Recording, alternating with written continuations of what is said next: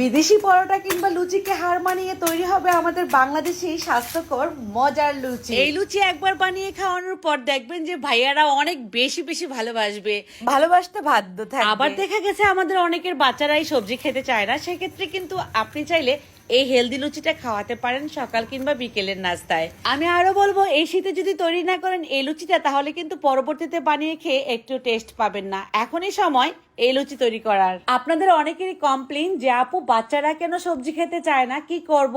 তো যেভাবে সবজিটা খাওয়াবেন আপনারা, সেটাই আজকে আমি তৈরি করে দেখাচ্ছি। খুবই ভালো লাগবে আশা করি। তো আর দেরি নয়, আজকের এই ফুল রেসিপিটা দেখলেই কিন্তু আপনারাও বানিয়ে নিতে পারবেন। এটা একবার বানিয়ে খাওয়ার পর আমি কথা দিলাম আপনাদের প্রতি সপ্তাহে 2 থেকে 3 বার বানাতে ইচ্ছে করবে। এত বেশি মজার হয়, ফুলকো ফুলকো যেমন তেমনই কিন্তু ক্রিস্পি হয় এই লুচিটা। চলুন দেখে নিই মূল রেসিপিটা। অল্প একটু সবজি হলেই তৈরি হয়ে যাবে এত মজার লুচি। এর জন্য লাগবে আমার পালং শাক। এখানে আমি 1 মুঠো পরিমাণ পালং শাক নিয়েছি। পালং শাক থেকে এই পাতাগুলো এভাবে করে ছিঁড়ে নিব। খুব ভালোভাবে 2-3 বার ধুয়ে নিব। তারপর ব্লেন্ডার জারে দিয়ে আমি একটু ব্লেন্ড করে নিব। অনেকেই আমরা ভাপ দিয়ে নেই, ভাপ দেওয়ার দরকার নেই, যেহেতু আমরা এগুলো ভেজেই নিব লুচি, সেক্ষেত্রে আর দরকার নেই। 1 কাপ পরিমাণ পানি দিয়ে এবার আমি ব্লেন্ড করে নিয়ে আসলাম। এই পানিটা দিয়ে ডো তৈরি করে নেব। মিক্সিং বোলে নিয়ে নিচ্ছি 1 কাপ পরিমাণ ময়দা, স্বাদ অনুযায়ী লবণ, দিয়ে দিচ্ছি 2 টেবিল চামচ পরিমাণ রান্নার তেল। খুব ভালোভাবে ময়দাটাকে তেলের সঙ্গে মিশিয়ে নিব। এমনভাবে মিশাবো হাতে মুঠো করলে এভাবে মুঠোটা জড়ো হয়ে যায়। তারপর এর মধ্যে দিয়ে দিচ্ছি পালং শাকের যে জুসটা তৈরি করে রেখেছিলাম এটা। এখানে কিন্তু আর আলাদা রকম কোনো রকম পানি দেওয়া লাগবে না। এই পালং শাকের জুসটা দিয়ে আমরা এই ডোটা তৈরি করে নিতে পারবো। সুন্দর একটা কালার আসবে পালং শাক দেওয়ার কারণে। আর এর মধ্যে শাকের কোনো ফ্লেভারই থাকবে না। আশা করি আপনারা বানানোর পর নিজেরাই বুঝতে পারবেন। এই ডোটার মধ্যে একটু সামান্য তেল দিয়ে মসৃণ করে আমি একটু ঢেকে রাখবো 10 মিনিটের জন্য। আর যদি না চান সেক্ষেত্রে ঢেকে রাখার দরকার নেই, সঙ্গে সঙ্গে বানিয়ে নিতে পারবেন। ঠিক 10 মিনিট পর এই ডোটা কিন্তু অনেকটা সেট হয়ে গেছে। এই তো লক্ষ্য করলে বুঝতে পারবেন। এতে করে কি হবে, এই লুচিগুলো অনেকটা ফুলবে। তারপর লেচি কেটে কেটে বেলুনের সাহায্যে ছোট ছোট রুটি বেলে নিব। এই তো লুচির মতো রুটিগুলো পাতলা করে বেলে নিলেই হবে। তারপর গরম তেলে ছেড়ে দিচ্ছি।